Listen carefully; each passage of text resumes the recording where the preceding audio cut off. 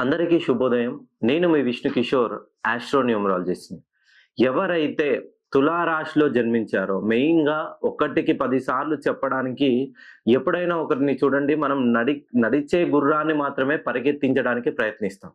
ఎవరి జాతకం అయితే ఎవరి జాతక లగ్న కుండలి ప్రకారం వాళ్ళ జీవితంలో డెవలప్‌మెంట్ ఉంటుందో కొంచెం క్లిక్ ఇస్తే వాళ్ళ జీవితం ఇంకా పరుగులు తీస్తుందనే వాళ్ళకే మనం చెప్పడానికి 100కి 100% ప్రయత్నాలు చేస్తుంటాం. తులారాశిలో జన్మించిన వాళ్ళు మెయిన్‌గా చిత్త 3, 4 పాదాలు, స్వాతి 4 పాదాల్లో, విశాఖ 1, 2, 3 పాదాల్లో జన్మించిన వారికి ఒక్కసారి మీ పేరులోని సంఖ్యాబలాన్ని సరిచేయండి. ఇప్పటి వరకు తులారాశిలో జన్మించి మీరు ఆర్థికంగా రుణ బాధలతో ఉన్నారా? మీరు అనుకున్నటువంటి జీవితం లేదా? చదువులో ఎప్పుడు వెనుకంజలో ఉన్నారా? ఎంత చదివినా మీరు అనుకున్న ఉద్యోగం సాధించడం లేదా? ఎప్పుడూ కుటుంబంలో ఏదో రకమైన కల్లోహాలున్నాయా? మానసిక ప్రశాంతత లేకపోవడం, రియల్ ఎస్టేట్‌లో గాని, ఏదైనా పెట్టుబడిలో గాని, పెట్టుబడులు పెట్టి అవి డబ్బులు వెనక్కి రాకుండా అనేక కోర్టు సమస్యలతో చిక్కుకొని ఉన్నారా?